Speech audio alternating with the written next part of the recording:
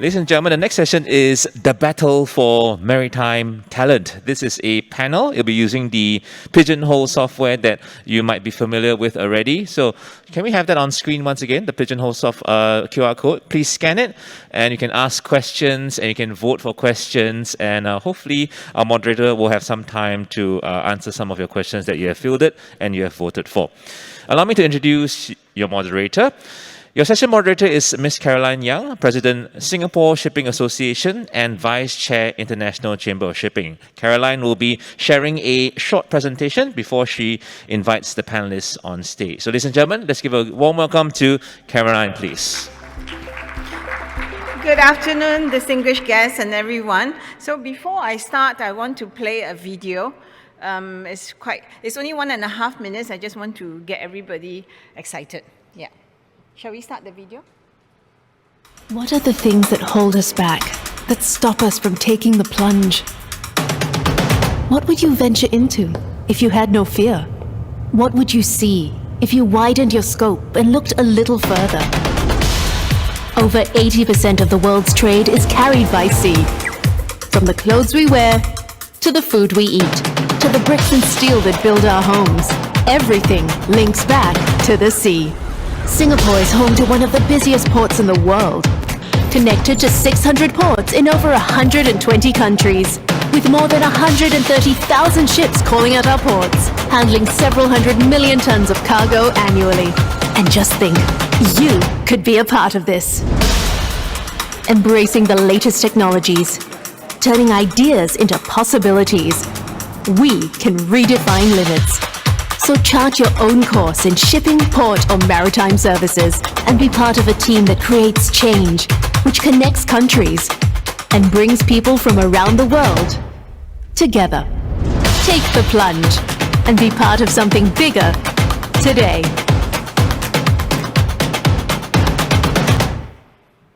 Thank you. So because this session is talking about the battle for maritime talent, and before I bring in the really distinguished panelists up there, I thought I want to share the amazing opportunities of work in maritime. Yeah. So this slide, took from MPA, this slide shows the importance of Singapore as a global hub port and an IMC. So indisputably, 80 to 90% of the goods are transported by sea. Singapore is a global hub port connected to more than 600 ports in 120 countries. Much of the world's trade comes through Singapore. Singapore is the world's busiest container transshipment hub and bunkering hub. It has a very strong ecosystem of 170 plus international shipping groups, 30 plus international shipbroking firms, about 20 international banks with shipping portfolios, 30 plus law firms with shipping practice, 10 IGP&I clubs, 40 plus active maritime technology companies. We were voted the best global seaport in 2021, world's top shipping hub, and leading maritime city of the world. So when you work in Maritime Singapore, you work in Global Maritime Inc. So that's the message I want to bring across, yeah. Then, and this is a summary of findings by MPA of a survey in 2021. In 2022, 85% of the companies are optimistic about the business conditions. 1 in 3 companies plan to expand their Singapore businesses in Singapore. 2 in 5 companies intend to increase their headcount. 90% of the companies have interest in maritime sustainability. 90% of the companies have clear technology investment strategies and targets. You cannot find a more purposeful industry than maritime with clear pathways on digitalization and decarbonization. You look at the multitude of jobs available. It does not matter which academic discipline you graduate from, as long as you're willing to learn, as long as you're willing to step out of your comfort zone, there is a position for you. If I can use the panelists as examples, just now you hear from Peck. She started as an engineer and went through many roles and now is the Chief HR Officer. Same for Sophie, she graduated in geography, Joshua in social sciences, and they're all now CHROs. Yeah. So furthermore, the moment you are in the industry, your company can tap into MCF for co-funding to nurture you, such as the leadership program, the overseas attachment, maritime courses, and many, many more. So the support given to maritime companies and their employees are tremendous. And whilst I may be preaching to the converted, I hope you help to expand this awareness whenever you meet anyone on the exciting paths of Maritime Singapore. So we now go to the discussion proper on the battle for maritime talent. And these are the issues that we are discussing, but it now leads me to invite the panelists to come on board. First, I have Ms. Loh Peck Kam, Chief HR Officer and Advisor, Workforce Development, Public Service Division, Prime Minister's Office, Singapore. Next, I have Mr. Lau In Cheng, Strategic Advisor, Singapore. Ms. Sophie Smith, Chief HR Officer, BW Group. Mr. Joshua Lee, Regional HR Director, Asia, Hapag-Lloyd.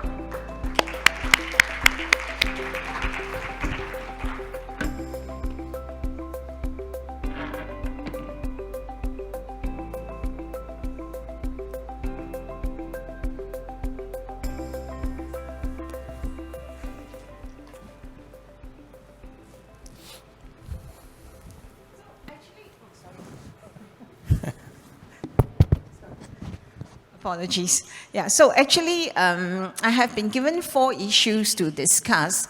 The first one is sector manpower challenges, future manpower trends and needs, how to attract talent, nurture workforce, transform workplace for better efficiency, productivity and growth, recruitment and retention best practices, and drawing lessons from Singapore experience and adjacent industries. So I put quite a lot of thought into how the discussion should be.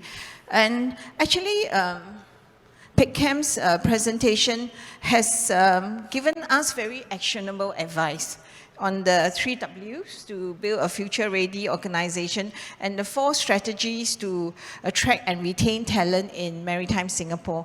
So I thought, let's don't go into the bolts and nuts, because I think the strategies are there, the practices are there. We can all go read up and talk to people. So I want to concentrate on a few broad areas. The first broad area I want to concentrate on is the perception and branding of Maritime Singapore. What should our narrative be? And the second part is the human element. Because we can see that the pandemic has disrupted the mindsets of the employees. I wonder if it has disrupted the mindset of the employers, or are they also still stuck pre-pandemic? So I want to hear the key trends from the perspective of the employees, especially what is important to them individually, and hopefully with this discussion, it helps to enlighten the employers and to also help them to think about how they want to transform their workplace. Yeah. And then the other areas, SMEs is very close to my heart, so I really want to discuss about that, how that affects the SMEs, and also, if we have time, the training of leaders. So can I go to the first area that I want to talk about is the perception and branding of Maritime Singapore. What should be the narrative? Because a gentleman from the Green Finance panel session said that we cannot always talk about the cyclical nature of shipping. We cannot talk about the rusting assets that we have. We need to change the narrative. So same for talent. Yeah. because the maritime industry is very much perceived, the perception, and that affects the talent attraction to the industry. And it has always been highlighted that the image of the industry needs to be changed. And Sister Mary Liu said the image deficit, we need to change that. Yeah, so we need to get the public to perceive the industry as exciting and forward-looking. So how can we change that? Can I get all the panelists to weigh on this? But I get Cheng because he is the advisor to C-suites and companies. Yeah. Hey, hi everyone. Yeah, so very happy to be here today. I used to be CHRO of a number of companies, from Samcott Logistics, from Ascot Hospitality, IDA in the government, was involved at Singtel with the digital businesses, and most recently with ComfortDelGro. So now I'm on my own, advising different companies on different areas, HR, non-HR, and other areas as well. So on this issue of branding, I think there are lessons to learn from other industry. So if you look at engineering, right, long time ago, it was something that everyone wants to go into, because the narrative that exists then was, if you are an engineer, you can do anything. Besides engineering, you can go into HR, you can go into finance, and so on. Subsequently, the finance sector became very strong. And then the narrative changed. Go in the finance sector, that's where the money is. There was a time when ICT, was very hot. Then during the period where a lot of ICT work, got outsourced to India, again, ICT was not so hot. In fact, in the universities, right, they were finding a hard time to fill places. Then subsequently, we see a new emergence of internet and ICT becomes sexy again.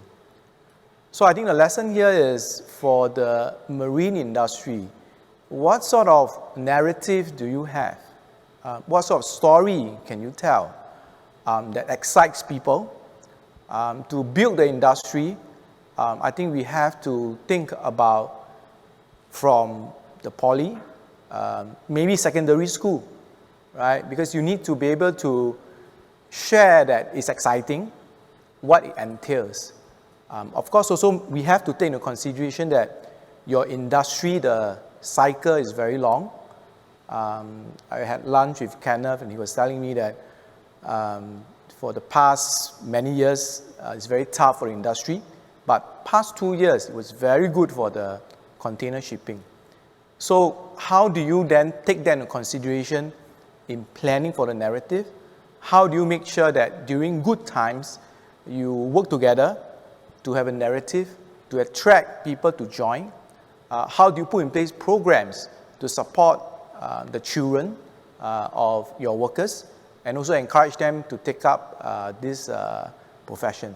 So those are just some thoughts for consideration. Sophie? Hi, lovely to be here. Thank you for having me. I think for the maritime sector, we need to dial up the impact that people can make from working within it. Maritime is at the pulse of the world, and that pulse has a huge purpose. So amplifying messages such as the environmental progress that the industry is making, the economic flows that the industry facilitates, and the cultural and social development globally that it enables. They're very big, purposeful statements that I think would excite a large number of people to at least become curious about working in the industry. And I think, as said earlier, we've been quite humble as a sector, and I think there's a lot that we can shout very loudly and proudly about, such as digitalization, decarbonization, automation, all of the buzzwords that have so much substance and are really relevant to Generation Z, Generation X, and millennials that are the future workforce. And then I think there is a lot more we can do on diversity, inclusion, and belonging to make our sector one of choice for those that are currently underrepresented. And we've heard a lot today already around gender. I don't think it's just gender per se, but there's more we can do to share stories of success from those minority groups who have really had an amazing career in the sector. But I think it comes back to the impact that one can make working here and the sense of purpose that one can have.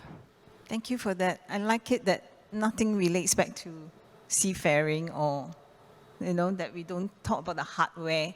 We talk about the impact that we have on the society and on the people. Yeah.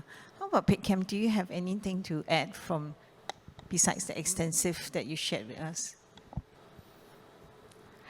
Thanks, Caroline. I think it's very easy to speak at this 60,000 feet level or 60,000 meters level, if you are on a metric scale, of what we have to do.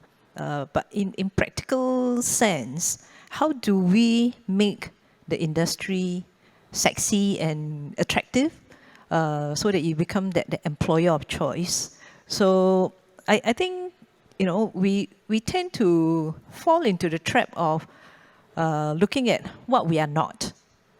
Okay, I think we need to look at what is it that we are, and rather than, we like to do like exit interview, or what didn't I do right that you want to leave for another industry and all that. I would say conduct some interviews with people who stay and ask them, why are you still in this industry? What excites you about this industry? And then collectively look at those value proposition of what made them stay, or what attracted them into this industry in the first place, or what excites them, what is the passion that is driving them to do a good job in the industry. And then build on those value proposition and use those to, attract people into the industry. And better still, those people who are actually your best advocates, get them to go out and do the recruitment for you. So recruitment need not necessarily be always done by HR. Okay, every one of us is actually a talent magnet. And if you are serious about wanting to attract that talent into your organization because you have benefited so much from it, then you become that talent magnet to attract people into your this particular industry. So like I said, I graduated as an engineer. I benefited a lot from my engineering training. And when I switched into HR, I benefited a lot from, the HR community and also the HR training. So I did a master's program in HR.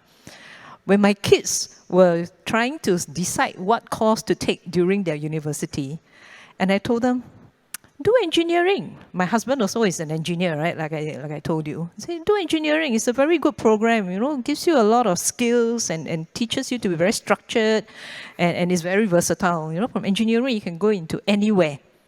Okay. But unfortunately, my two children look at the way my husband and myself work. Over dinner, handphone is still there. Anytime get called and all that. And say, no lah, mommy, I don't think so. But long and short of it, if you are passionate about it, and you, like today, as a president of SHRI, I'm giving back to the HR community. Okay. By the way, SHRI doesn't pay me a cent. In fact, I actually spend more money becoming the president because of the investment of time and resources that I put into it. But because it's what drives me, and I'm passionate about wanting to uplift capabilities of HR professionals in Singapore, it gives me that impetus to want to do something about it.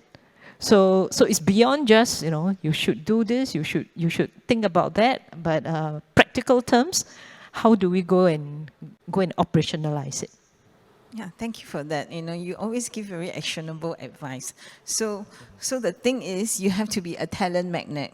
You give yourself a KPI. You make sure you attract 10 new people into the maritime sector. So if all of you gives me 10, then we have a lot in the industry. Yeah, thank you. How about Joshua? Yeah, what are your thoughts on the narrative? Yeah. Thanks, Caroline.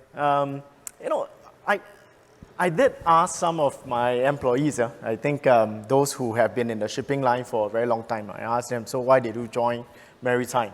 And I like the answers that I hear from the panel, and I think it's very true. A lot of it has to do with the passion, and we are quite a niche and very unique industry.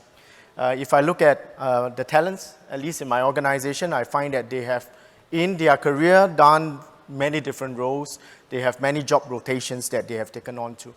So for me, I think, today, even today when I see an orange container along the road, like, it still excites me a lot. When I go out into the sea kayaking, when I see a container, if it's a green one called UASC, which I was also part of, that also excites me. So I think there is this very unique passion that we need to find. It is not just about attracting talents per se, but what kind of talents are we bringing in? We have to bring in people who are passionate about the industry. And what gives me the passion, like at least for me, right, myself, when I look at why I joined shipping is because I'm at the forefront of trade. You understand and you see firsthand what is happening out there. You look at the ports today with China going down in the lockdown, many of the ports areas, how that impacts supply chains, how that will impact our own lives. It is that being where the action is. So I think it's not just attracting talents, but we have to attract the right kind of talents. Yeah, also, I think once you are in the industry, sometimes the passion will come to you. Yeah, everyone says you come to Maritime, you are stuck in Maritime. Yeah, I always say you cut my hand, the blood of Maritime will flow. Yeah, so it's really about the passion in the industry. Yeah. Okay, I want to move to the next point on human element. And the key trends from the perspectives of the employees, especially with the pandemic, where we all had 2.5 years to evaluate what is important to us individually. And hopefully with this, we enlighten some of the employers that they do have to change their mindsets and catch up with the employees. So perhaps I want to start with Sophie, because I read that she did a project on the future of work. So I think that sits quite nicely on the human element. Can you share with us some of your findings, Sophie? Sure, very happy to. So the project was on the back of the pandemic. What are the major workforce shifts that are happening arguably across all industries globally? And there are a few findings from that. The first finding was the gig economy is sprouting, and that's fueled by some people not necessarily viewing a career for life, or even viewing employment in one company as the way they wish to go. So portfolio careers are becoming more and more common, where people are working for multiple employers at one point in time on various projects, which I thought was an interesting finding. Secondly, the motivational forces that are compelling people to give their best selves to their work are changing, particularly for the younger generations, where they're placing more of an emphasis on relational factors in their workplace, such as the values of the organization they're a part of, the connections they have with their colleagues and their manager, and actually less of a focus on the more fundamentals such as pay, benefits and so forth, which traditionally have always been viewed as quite a high motivational force. And then we're seeing trends arising where employees are actually wanting the employer to take more care in their health and well-being, particularly mental well-being, and the pandemic has shone a light big time on that. And also wanting employers to take more of a standpoint on social, even political matters of the day. Things like the Me Too movement or Black Lives Matter that we saw coming out of the US. So there's quite a profound shift happening for many employees, clearly not every employee, but these are broad workforce shifts. And of course, one that's very relevant, I'm sure, to all of us is hybrid working. It's being talked about a lot, and redefining where work should be done, even when work should be done, and employers are needing to respond to that in ways that make the most sense for their organization, but ensuring that their response does retain talent who are increasingly wanting more autonomy in when and where they work. Wow, that's very profound shifts. It's really about the mindsets of the young now, because I think the society is more affluent, more mature. They can think esoterically. For us, in my generation, it's really about putting food on the table and the first job that's available to you. So I want to bring up this gig economy, the rise of the gig economy.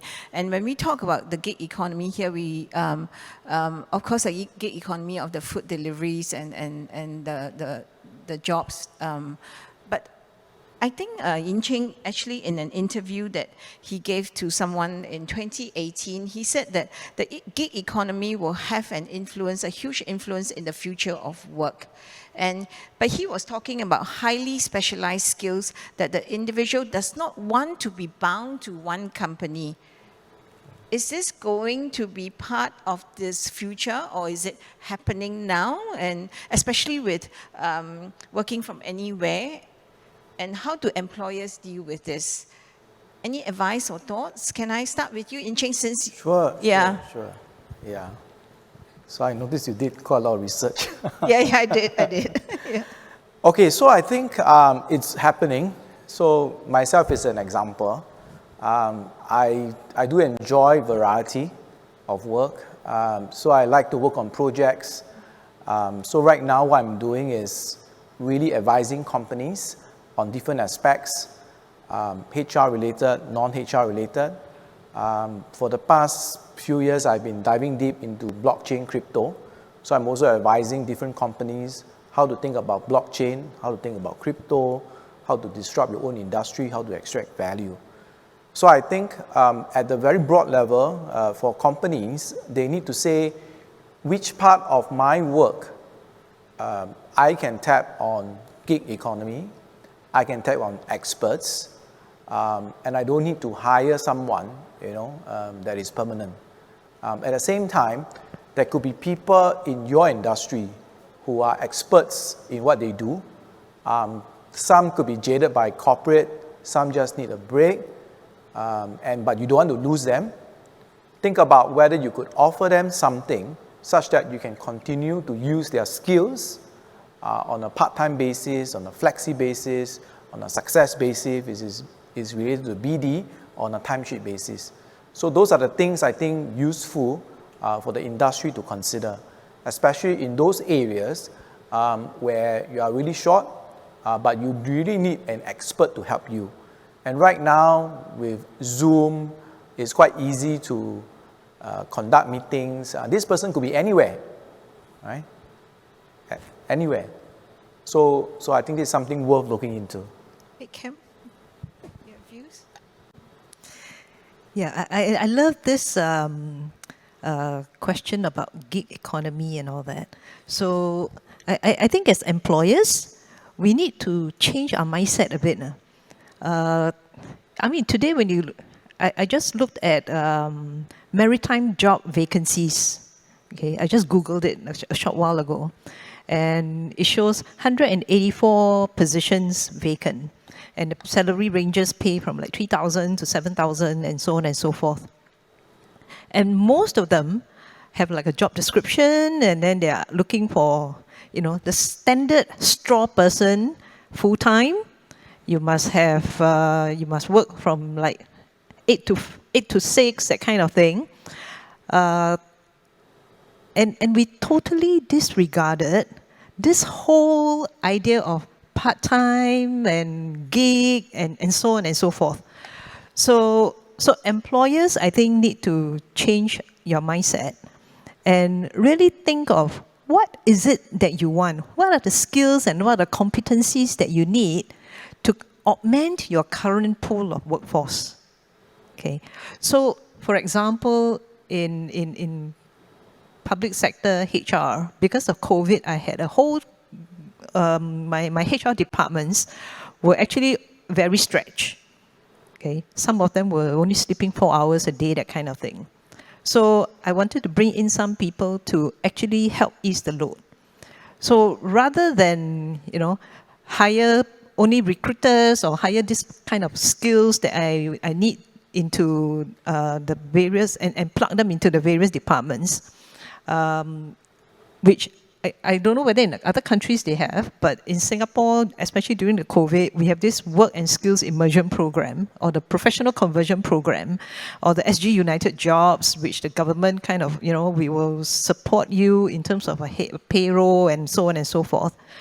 So what I did was I actually offered the jobs of, I need 20 HR vacancies, and roughly these are the things that I need you to do. Maybe sometimes in recruitment and so on and so forth.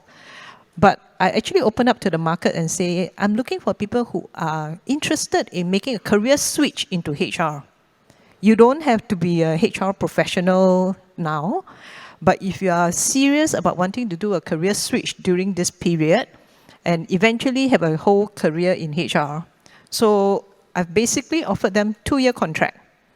Okay, during this 2-year contract, I will move you to different roles within HR in the public sector, and I will actually provide you with training because I have some milestone training. So I provide you with the skills, and I will make sure that you are able to get the National HR Certification or IHRP certification. So at the end of the 2 years, you are free to go. So what I'm doing is, I ease up a temporary need, okay? But at the same time, I'm bringing in people from outside who are prepared to go through a conversion and go through training and feeding into, eventually they can go and join the private sector. So what it requires is for my employers or my agencies in the ministries to say that, okay, I will train and I will have this resource for a certain period.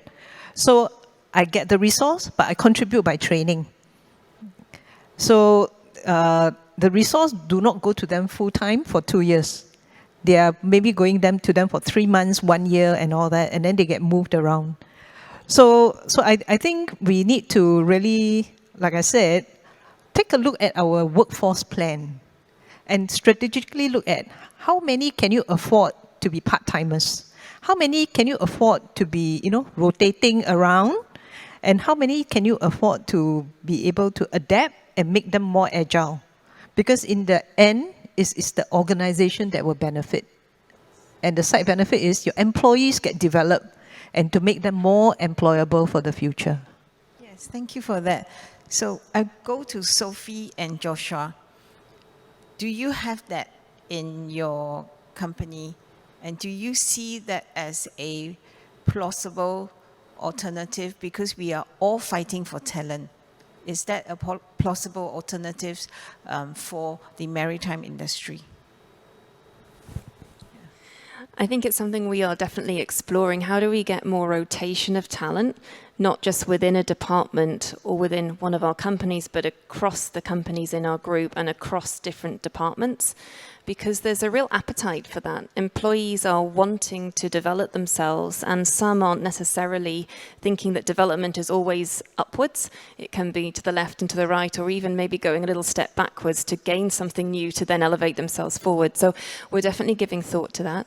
And we're also giving thought to mentoring as well. There's so much experience in maritime. People have so much knowledge and skills and wisdom to impart on younger generations.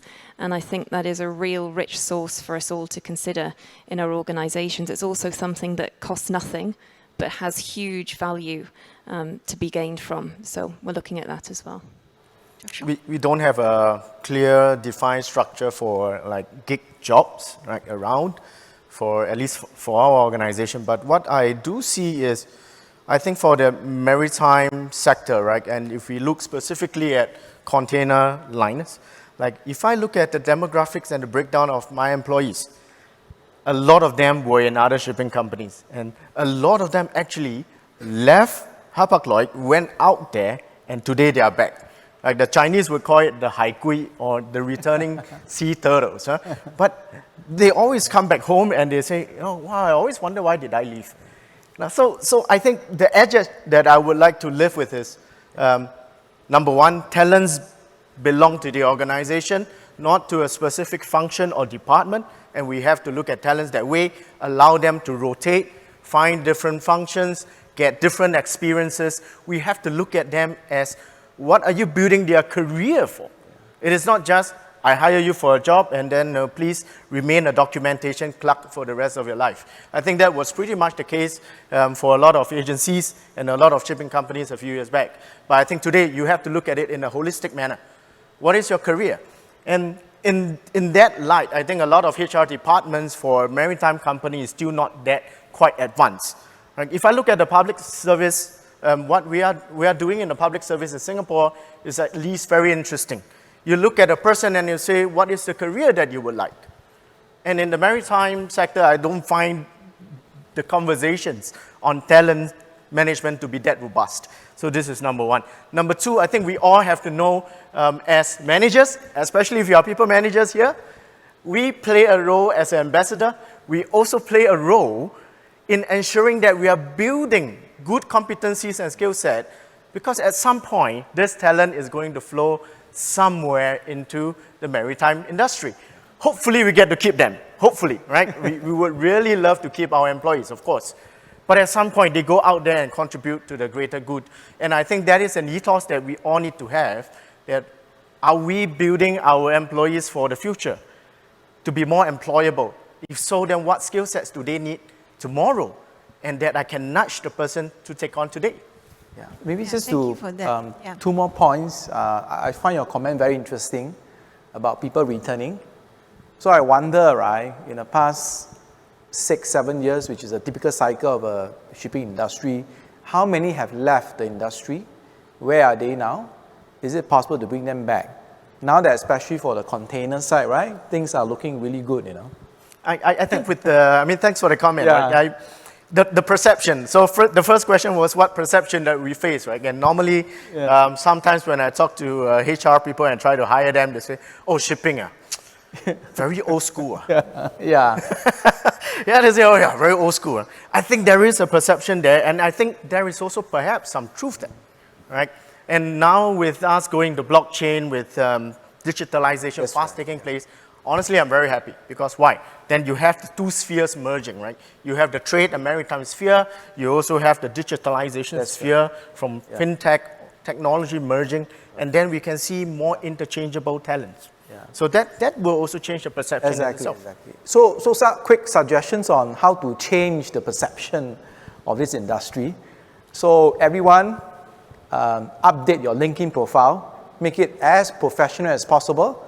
Every day, right, post one thing, right? Then you will multiply. You know? And when you post, right, everyone just reshare. So after 1 week, 1 month, right, you will see the LinkedIn statistics.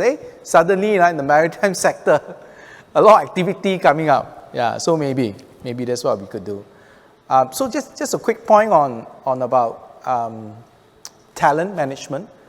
I think is critical. Just want to share an example in the US. In the US, the military needs a lot of security professionals. So they need a lot. And they did research in terms of who make the best security professional, right? So they did a lot of research and so on. And they found that the best security person is someone who play chess. Right? Because if you play chess and you're good at chess, you're always thinking about your opponent's next move. With that insight, they actually went to all the schools. If there's a chess club, promote it. If there's no chess club, set up one. And they start to talent spot the best chess player. Because that was a strategic resource for the country. Not sure whether that applies to the maritime industry. Maybe we can start off with good swimmers or people who like to sail. Start support the sailing clubs. Yeah, maybe.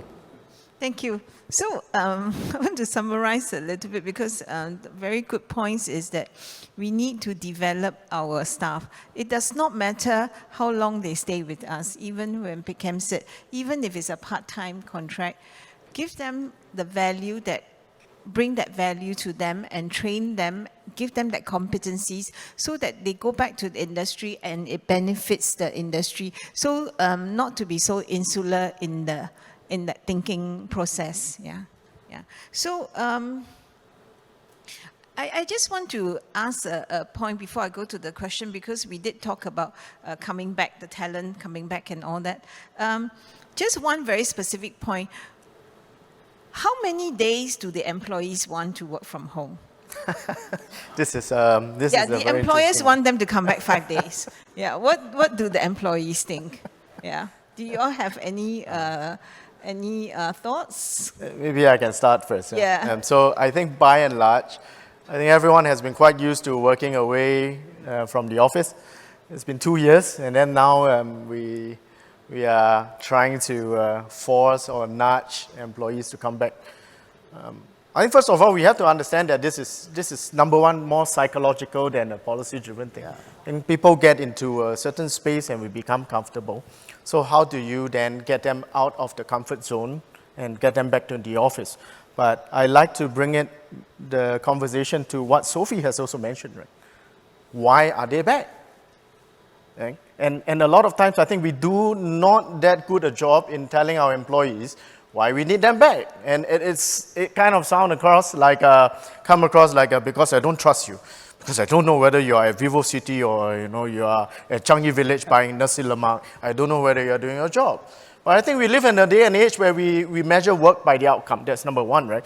But the number two thing that I think is super important is for us to know that we exist as a community.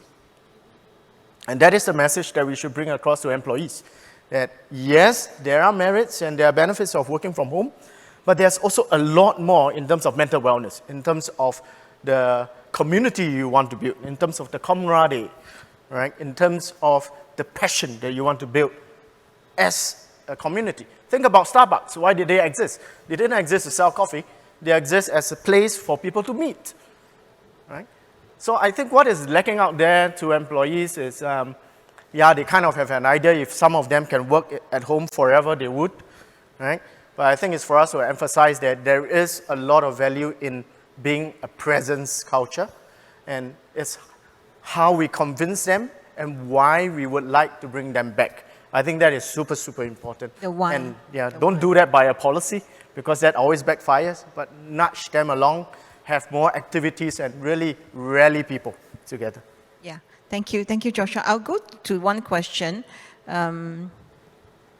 which says, beyond young talents, how can we attract mid-career professionals to join the industry given the long lead time for training? Is that true, the long lead time for training for mid-career for maritime sector? Any thoughts, Joshua, Sophie? I don't think it's necessarily any different in terms of a lead time, whether you're mid-career, late career, or early career. But I think there are more things we can do to refresh the skills of those coming into the organization. And maybe we can turn to parallel sectors like consultancy.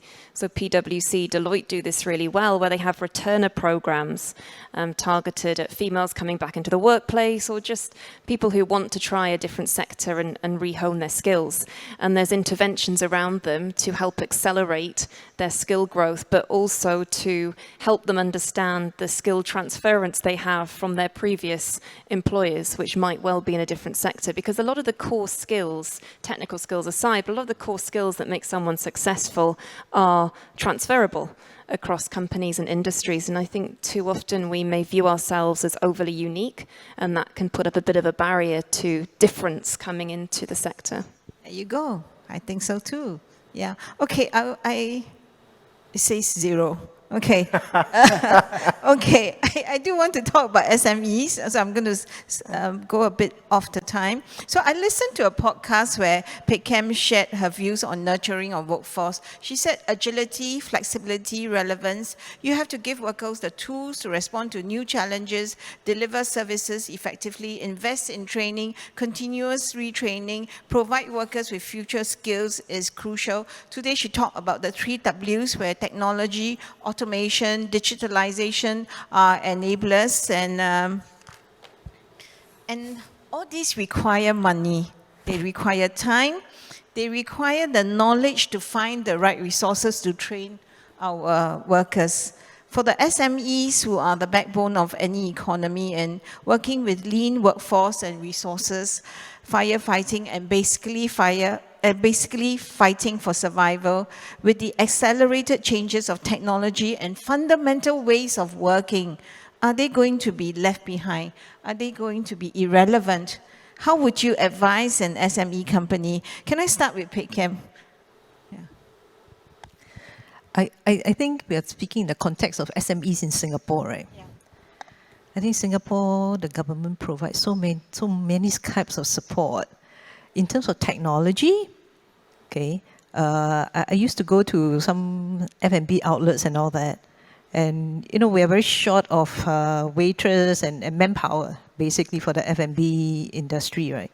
Of course, don't count COVID, no customers, you don't need that many people. But, you know, now that they are open, but I think the government has been so forward-looking. And I see many restaurants, you know, you have little robots to serve the food, to collect the trays and all that.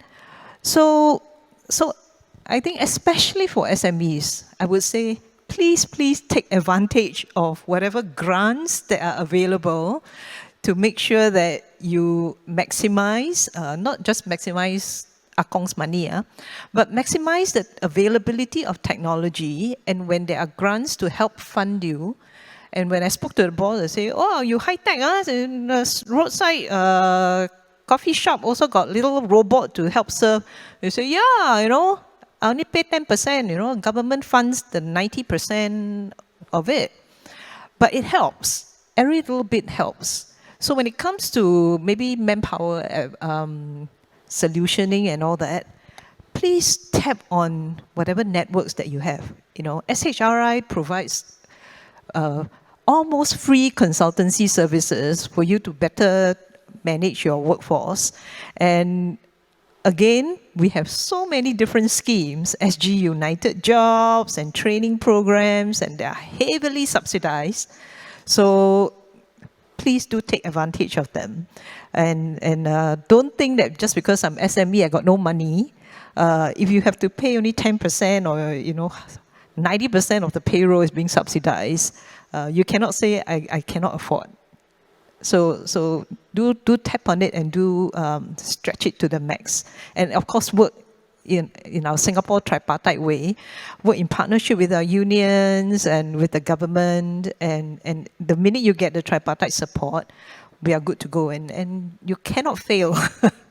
I totally agree. Actually, I am quite bereft of the number of financial schemes available and the knowledge, the consultancy that the government has come in and all the enablers. We have the Workforce Singapore, WSG, we have E2I. Yesterday I attended a session organized by Sister Mary and NTUC, the company's training committee.